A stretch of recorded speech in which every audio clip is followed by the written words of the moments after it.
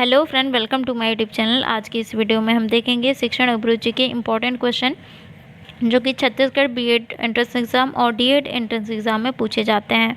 ठीक है, तो अभी तक आपने प्रीवियस वीडियो नहीं देखा है शिक्षण अभिरुचि सामान्य ज्ञान करंट अफेयर्स के, तो जाकर प्लेलिस्ट में देख लें। पूछा जा रहा है कमेंट में कि करंट अफेयर से क्वेश्चन आते हैं नहीं आते हैं, तो क्वेश्चन आते हैं, करंट अफेयर से भी पूछे जाते हैं क्वेश्चन। ठीक है, तो करंट अफेयर भी आपको देखना है। ठीक है, तो चलिए आज का स्टार्ट करते हैं। क्वेश्चन क्या है? पहला क्वेश्चन, उपलब्धि परीक्षण दिए जा सकते हैं। ठीक है, उपलब्धि परीक्षण होता क्या है देख लेते हैं। उपलब्धि परीक्षण ऐसे परीक्षण को कहा जाता है जिसमें एक शिक्षक यह पता करने का प्रयास करता है कि जो उसने पढ़ाया है, यानी कि बच्चे को जो पढ़ाया है या फिर समझाया है, तो बच्चे को समझ आया है या नहीं, उसका परीक्षण करने के लिए जो है उपलब्धि परीक्षण जो किया जाता है, उसका परीक्षण जो किया जाता है उसको क्या कहते हैं? उपलब्धि परीक्षण कहते हैं। ठीक है, तो उसका जो है उपलब्धि परीक्षण किस प्रकार से लिया जाता है और कितने प्रकार से लिया जाता है, तो इसका ऑप्शन देख लेते हैं। 2 प्रकार से, 4 प्रकार से, 6 प्रकार से या फिर 3 प्रकार से। ठीक है, तो इसका राइट आंसर क्या हो जाएगा? 2 प्रकार से लिए जाते हैं। ठीक है, तो नेक्स्ट हम देख लेते हैं, बालकों का मुफ्त एवं अनिवार्य शिक्षा अधिकार 2009 देश में लागू हुआ। ठीक है, तो मुफ्त एवं अनिवार्य शिक्षा अधिकार 2009 भारत में लागू हुआ। तो कब लागू हुआ, इसको जानने से पहले हम जो है संविधान में कब लागू हुआ ये देख लेते हैं पहले। ठीक है, इसको ना जीके में पूछ सकता है, जो मैं बता रही हूँ ना वो जीके में पूछ सकता है, पूछा भी है। ठीक है, इम्पॉर्टेंट क्वेश्चन है, जीके में भी पूछता है और शिक्षण अभिरुचि में भी पूछता है। शिक्षण अभिरुचि में ऐसे क्वेश्चन आया है तो उसमें कैसे आएगा कि जो है मुफ्त अनिवार्य शिक्षा अधिकार। ठीक है, तो कब कौन से संविधान में लागू किया और कौन से सन में, वर्ष में लागू किया गया है। ठीक है, तो ऐसे क्वेश्चन आएगा ना फ्रेंड, तो क्या करना है, मैं बता रही हूँ। संविधान जो कि 2002 में हुआ था, 86 संशोधन। ठीक है, संविधान का 86 संशोधन जो हुआ था अधिनियम 2002 में। ठीक है, तो उसको जो है 2002 में जो है मुफ्त एवं अनिवार्य शिक्षा अधिकार जो है 21A के द्वारा जोड़ा गया। ठीक है, और राज्य विधि बनाकर 6 से 14 वर्ष के सभी बालकों में जो है निःशुल्क और शिक्षा अनिवार्य किया गया। ठीक है, निःशुल्क शिक्षा अनिवार्य किया गया। कौन से वर्ष के बच्चों को? 6 से 14 वर्ष के बालकों के लिए जो है निःशुल्क शिक्षा अनिवार्य किया गया, जो कि संसद ने 2009 में जो है इसे पारित किया गया। ठीक है, 2009 में इसे पारित किया गया और 1 अप्रैल 2010 को जो है इसको लागू किया गया। ठीक है, संविधान में। ठीक है, भारत के जो है संविधान में इसको लागू किया गया 1 अप्रैल 2010 को। ठीक है, और कौन से संशोधन में हुआ? संविधान 86 संशोधन में हुआ, जो कि 2002 को किया गया था। ठीक है, और कौन से बालकों के लिए है? 6 से 14 वर्ष के बालकों के लिए है। इससे बहुत सारे क्वेश्चन बन सकते हैं, तो ये इम्पोर्टेंट क्वेश्चन है। ठीक है, इम्पोर्टेंट है। नेक्स्ट है, एनसीएफ 2005 में कला शिक्षा को विद्यालय में जोड़ने का उद्देश्य है। तो एनसीएफ का फुल फॉर्म क्या होता है, वो होता क्या है, उसका कार्य क्या है, उद्देश्य क्या है, हम देख लेते हैं। एनसीएफ का फुल फॉर्म है नेशनल करिकुलम फ्रेमवर्क है। ठीक है, नेशनल करिकुलम फ्रेमवर्क। ठीक है, तो इसका जो कार्य क्या है, पाठ्यपुस्तक और शिक्षण प्रथाओं, ठीक है, के लिए एक दिशा निर्देश के रूप में कार्य करता है एनसीएफ। ठीक है, तो इसका उद्देश्य क्या है? राष्ट्रीय एकता का विकास करना है। ठीक है, राष्ट्रीय एकता का विकास करना है। इसका ऑप्शन देख लेते हैं, सांस्कृतिक विरासत की प्रशंसा करना, तो इसका उद्देश्य है। ठीक है, छात्रों के व्यक्तित्व और मानसिक स्वास्थ्य को विकास करना, तो ये भी एनसीएफ का उद्देश्य है। तो इसका राइट आंसर क्या हो जाएगा फ्रेंड?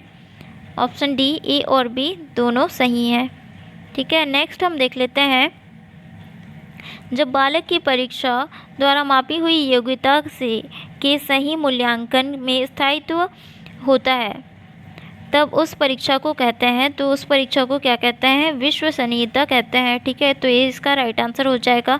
तो खालिस्तान में मापन की भूमिका सब सीखी हुई कुशलताओं में निष्पादन का एक संपूर्ण अवलोकन देती है। तो कौन सा जो है? संपूर्ण अवलोकन। आप ध्यान में रखिए, संपूर्ण अवलोकन की बात किया जा रहा है, तो निर्माणात्मक मूल्यांकन तो होगा नहीं, है ना, क्योंकि संपूर्ण अवलोकन तो देगा नहीं निर्माणात्मक। ठीक है, निदानात्मक मूल्यांकन भी नहीं देगा। तो आप ध्यान से देखिए फ्रेंड्स, प्रश्न को समझने की कोशिश कीजिए। तो आप नहीं भी पढ़े रहेंगे फ्रेंड, तो उसको दिमाग लगा के क्या करेंगे आप? राइट आंसर करेक्ट कर लेंगे। ठीक है, सेलेक्ट कर लेंगे। तो इसका राइट आंसर क्या हो सकता है? ठीक है, जैसे रिजल्ट में भी देखा जाता है, योग देखा जाता है, यानी कि टोटलिंग देखा जाता है। तो इसका राइट आंसर क्या हो जाता है? योगात्मक मूल्यांकन। ठीक है, योगात्मक मूल्यांकन में मापन की भूमिका सब सीखी हुई कुशलताओं में निष्पादन का एक संपूर्ण अवलोकन देती है। ठीक है, क्या देती है? संपूर्ण अवलोकन की बात किया जा रहा है, तो योगात्मक मूल्यांकन आएगा। इसका राइट आंसर क्या हो जाएगा? योगात्मक मूल्यांकन। नेक्स्ट हम देख लेते हैं, निम्न में से कौन सी डिस्लेक्सिया की विशेषता नहीं है? तो डिस्लेक्सिया होता क्या है, पहले ये देख लेते हैं कि डिस्लेक्सिया क्या है। डिस्लेक्सिया एक लर्निंग डिसऑर्डर है। ठीक है, डिसऑर्डर है एक। ठीक है, डिस्लेक्सिया जो है लर्निंग डिसऑर्डर है, जिसमें बच्चे को जो है पढ़ने में डिफ़िकल्टी होती है। ठीक है, तो इसकी विशेषता नहीं है, ऐसे पूछ रहा है। ठीक है, यानी कि उसका लक्षण नहीं है। तो वाचन परिशुद्धता, गति एवं बोध की समस्याएं, तो ये जो है इसकी समस्या जो है। ठीक है, यानी कि उसकी लक्षण जो है। ठीक है, सीधे या उल्टे हाथ के प्रयोग के संबंध में निश्चय, तो ये इसका लक्षण या विशेषता नहीं है। ठीक है, डिस्लेक्सिया का। और देखते हैं ऑप्शन सी, लिखने की धीमी गति, तो ये इसका जो है विशेषता है। छपे हुए शब्दों को सीखने और याद करने की कठिनाइयाँ, तो ये भी जो है डिस्लेक्सिया का लक्षण और विशेषताएं हैं। तो इसका राइट आंसर क्या हो जाएगा? जो कि विशेषता नहीं है डिस्लेक्सिया का, तो सीधे या उल्टे हाथ के प्रयोग के संबंध में निश्चय। ठीक है, तो ये है इसका राइट आंसर। सशक्त अभिप्रेरणा सीखने का प्रभावशाली घटक है। ठीक है, तो इसका राइट आंसर क्या हो जाएगा फ्रेंड? इसका राइट आंसर है ऑप्शन सी, शीघ्र सीखता है। नेक्स्ट है, हस्तशिल्प की शिक्षा दी जानी चाहिए, तो किसको दी जानी चाहिए? मंद बुद्धि बालक को दी जानी चाहिए हस्तशिल्प की शिक्षा। ठीक है, नेक्स्ट हम देख लेते हैं, छात्रों में चोरी करने की आदत को कैसे दूर किया जा सकता है? तो कैसे दूर किया जा सकता है? बालकों को पारितोषिक देकर, या फिर उदाहरण देकर, ताड़ना देकर, या सजा देकर। तो इसका राइट आंसर क्या हो जाएगा फ्रेंड?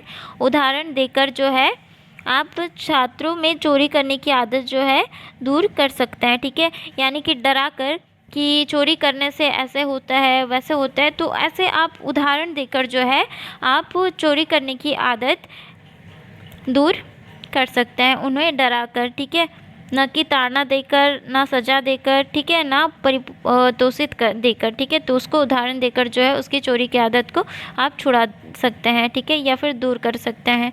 नेक्स्ट हम देख लेते हैं, अनुसंधान जो सामाजिक समस्या के संबंधित होता है तथा विद्यालय की जनशक्ति के द्वारा विद्यालय में क्रियाकलापों के सुधार हेतु संचालित किया जाता है, तो खालिस्तान कहलाता है। तो इसका राइट आंसर क्या हो जाएगा फ्रेंड?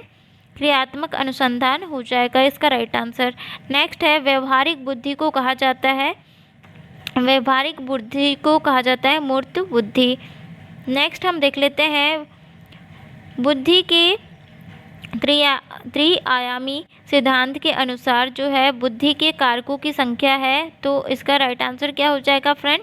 इसका राइट आंसर है ऑप्शन डी, 120। नेक्स्ट है, परिवेश की वस्तु जिसे प्राणी प्राप्त करने का प्रयास करता है कही जाती है, यानी कि वस्तु जिसे प्राणी प्राप्त करने का प्रयास करता है कही जाती है। तो इसका आंसर क्या हो जाएगा?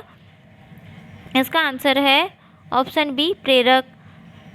नेक्स्ट है, प्रतिभावन बालकों की पहचान करने के लिए हमें सबसे अधिक महत्व देना चाहिए। तो किसको देना चाहिए? अभिभावकों के मत को देना चाहिए, वस्तुनिष्ठ परीक्षणों को परिणाम को देना चाहिए, या फिर शिक्षक के निर्णय को देना चाहिए, या समुदाय के विचारों को देना चाहिए। ठीक है, प्रतिभावान बालकों की पहचान करने के लिए हम किसको देंगे, यानी कि बालकों की पहचान करने के लिए हम किसको देंगे? इसमें भी दिमाग लगाने वाली बात है कि अभिभावक के मत को क्यों देंगे, ठीक है, जबकि बालक की पहचान करेंगे। ठीक है, और शिक्षण के निर्णय को क्यों देंगे, या समुदाय के विचार को क्यों देंगे, जबकि वस्तुनिष्ठ परीक्षणों के परिणाम को देना चाहिए ना। जब बालक की प्रतिभावान बालक की जब पहचान कर रहे हैं तो परीक्षण को ही देंगे। तो यहाँ ऑप्शन क्या दिया हुआ है? वस्तुनिष्ठ परीक्षण के परिणाम को देना चाहिए। ठीक है, जब बालक का जो पहचान करने का जो है सबसे अधिक महत्व क्या है? वस्तुनिष्ठ परीक्षणों के परिणाम को देना चाहिए। नेक्स्ट हम देख लेते हैं, निम्न में से कौन सा तनाव को कम करने का अप्रत्यक्ष ढंग है? ठीक है, तो इसका ऑप्शन है विश्लेषण और निर्णय, रुकावट को दूर करना, दूसरे लक्ष्यों का प्रतिस्थापन, या उदात्तीकरण। ठीक है, तो इसका राइट आंसर क्या हो जाएगा? Option D, उदात्तीकरण।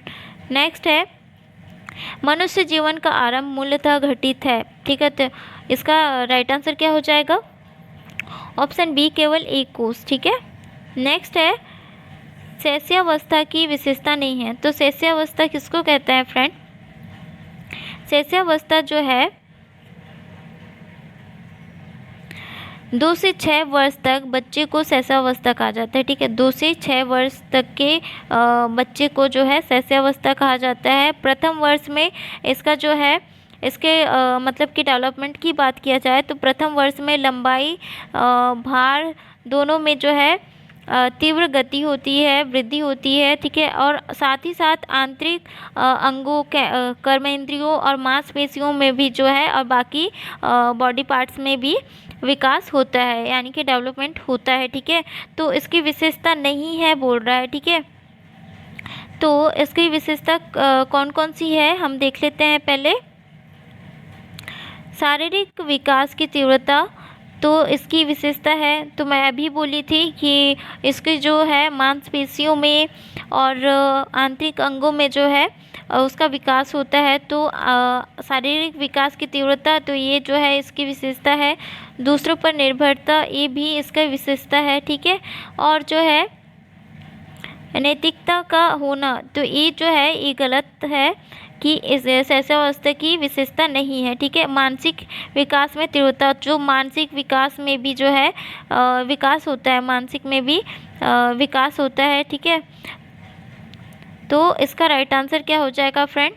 नैतिकता का होना जो है इसका राइट आंसर हो जाएगा। नेक्स्ट हम देख लेते हैं, गामक विकास से हमारा तात्पर्य मांसपेशियों के विकास से तथा पैरों के उचित उपयोग। ठीक है, तो इसका गामक विकास क्या होता है देख लेते हैं। पहले जन्म लेने के बाद बच्चा जब ना पैर हिलाते ढुलाते हैं ना जन्म लेने के बाद, और फैलाते हैं, सिकुड़ाते हैं, थोड़ा सा मूव करते हैं ना हाथ पैर को। ठीक है, तो जो है और धीरे धीरे थोड़ा सा गर्दन हिलता है और हम मतलब पहचानने लगते हैं। ठीक है, उस स्टेज को क्या बोलते हैं? मतलब कि उस स्टेज में होने वाले विकास को जो है गामक विकास बोला जाता है। ठीक है, मतलब जन्म के बाद वाले बच्चे का जो विकास है उसको बोला जाता है गामक विकास। ठीक है, तो इसका राइट आंसर क्या हो जाएगा फ्रेंड? इसका राइट आंसर है डी। फ्रेंड, अगर क्वेश्चन समझ आ रहा है, आपको अच्छा लग रहा है वीडियो, मतलब कि मेरे समझाने का तरीका भी अच्छा लग रहा है फ्रेंड, तो प्लीज़ लाइक कमेंट शेयर ज़रूर करें और मेरे चैनल को सब्सक्राइब करना ना भूलें फ्रेंड, सब्सक्राइब करें। ठीक है, तो नेक्स्ट हम देख लेते हैं, 20वीं शताब्दी को बालक की शताब्दी कहा जाता है। ठीक है, यह परिभाषा दी है, तो किसने दी है? 20वीं शताब्दी को बालक की शताब्दी कहा जाता है, यह परिभाषा दी है, तो किसने दी है फ्रेंड? देख लेते हैं। इसका ऑप्शन है मुर्रे, एडलर, क्रो और जो बी वॉटसन। तो इसका राइट आंसर क्या हो जाएगा? क्रो। ठीक है, ये जो थे क्रो मनोवैज्ञानिक थे। ठीक है, नेक्स्ट हम देख लेते हैं, इस अवस्था को मिथ्या पक्वता या फिर स्यूडो मैच्योरिटी का समय भी कहा जाता है। तो इस किसको कहा जाता है? इसका राइट आंसर है बाल्य अवस्था को कहा जाता है। नेक्स्ट हम देख लेते हैं, निम्न में से कौन सीखने से सही स्तर है, सीखने के सही स्तर हैं? तो इसका राइट आंसर क्या हो जाएगा फ्रेंड? ऑप्शन सी, तथ्य सूचना, ज्ञान प्राप्त करना, बोध और प्रज्ञान। ठीक है, तो ये इसका राइट आंसर हो जाएगा। नेक्स्ट है, परिपक्वता इत्यादि से व्यवहार में उत्पन्न परिवर्तन को भी अधिगम कहा जाता है। ठीक है, तो इसका राइट आंसर क्या हो जाएगा? नहीं, परिपक्वता इत्यादि के व्यवहार को जो है उत्पन्न परिपक्वता इत्यादि में व्यवहार में उत्पन्न परिवर्तन को जो है अधिगम नहीं कहा जाता है। ठीक है, नेक्स्ट हम देख लेते हैं, चिंतन क्या है? तो चिंतन क्या है? प्रतीकों का प्रयोग है। ठीक है, नेक्स्ट हम देख लेते हैं, अप्रत्यक्ष पथ समस्याओं का उपयोग किस श्रेणी के प्रयोज्यों के लिए किया जाता है? ठीक है, तो इसका ऑप्शन है बच्चे, प्रोण, चिड़िया और या फिर पशु। ठीक है, तो इसका राइट आंसर क्या हो जाएगा फ्रेंड? ऑप्शन बी, प्रोण। नेक्स्ट है, समस्या के अचानक समाधान की वकालत करने वाले सिद्धांत का नाम है। तो सिद्धांत का नाम क्या होगा? समस्या के अचानक समाधान की वकालत करने वाले सिद्धांत का नाम पूछ रहा है। ठीक है, तो सक्रियात्मक अधिगम, सूझ का सिद्धांत, या फिर प्रत्यक्ष एवं भूल का सिद्धांत, या फिर अनुबंधन। ठीक है, तो आप जैसे कि पूछ रहा है ना, समस्या का अचानक समाधान, तो आप सोचते हैं तो उसको कॉमन लैंग्वेज में क्या बोलते हैं कि सूझबूझ कर ही काम लेना चाहिए, है ना, ऐसे बोला जाता है ना। तो ऐसे ना सक्रियात्मक अधिगम जो है ये नहीं है, प्रत्यक्ष एवं भूल का सिद्धांत भी नहीं है।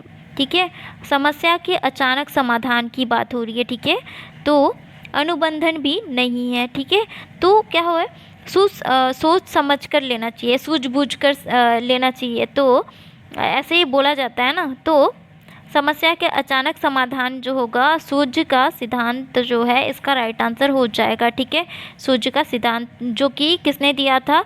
गैरिसन ने दिया था। ठीक है, इसके अनुसार जो है समस्या का हल करने की जो है एक विधि एक आधारित है। ठीक है, समस्या का जो हल करने का जो है जो विधि है उस पर आधारित है। ठीक है, सूझ का सिद्धांत में। ठीक है, जो कि किसने दिया था? गैरिसन ने दिया था।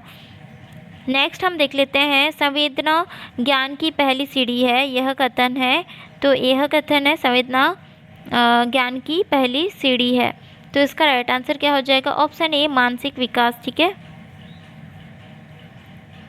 मतलब मानसिक विकास जब होगा, पहले मानसिक विकास होगा, है ना, तो ज्ञान के लिए, तो इसलिए बोला जा रहा है संवेदना ज्ञान की पहली सीढ़ी है। नेक्स्ट हम देख लेते हैं, व्यक्तिगत भेद में हम पाते हैं, तो क्या पाते हैं? तो इसका ऑप्शन देख लेते हैं,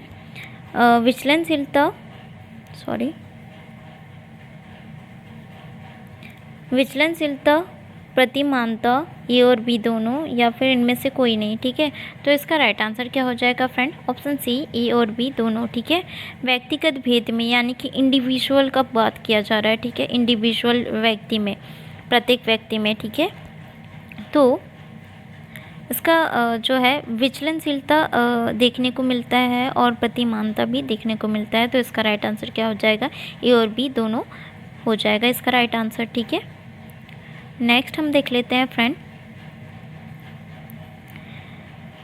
मेरिडिथ के अध्ययन के आधार पर कहा जा सकता है कि सामान्य होते हैं जो सामाजिक स्तर रूप से उन परिवार के बालक से ऊंचे होते हैं। ठीक है, तो जो सामाजिक स्तर रूप से उन परिवार के बालकों से ऊंचे होते हैं, तो इसका राइट आंसर क्या हो जाएगा?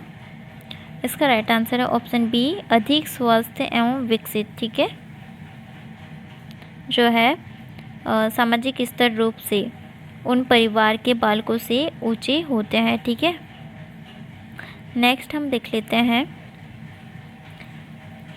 कैटल द्वारा विश्लेषित किए गए व्यक्तित्वशील गुणों की संख्या कितनी है। ठीक है, तो इसका राइट आंसर क्या हो जाएगा, ऑप्शन सी 16। ठीक है, कैटल द्वारा विश्लेषित किए गए व्यक्तित्वशील गुण की संख्या जो है कितनी होती है, 16 होती है। नेक्स्ट है, मुर्रे ने एक परीक्षण की रचना करके इतिहास रच दिया, वह क्या है। तो क्या है वह, तो इसका राइट आंसर क्या होगा, ऑप्शन सी, विषय आत्मबोधन परीक्षण। ठीक है, मुर्रे ने एक परीक्षण की रचना करके इतिहास रच दिया, तो वो कौन सी रचना है, विषय आत्मबोधन परीक्षण। ठीक है, तो ये था आज का इम्पॉर्टेंट क्वेश्चन फ्रेंड।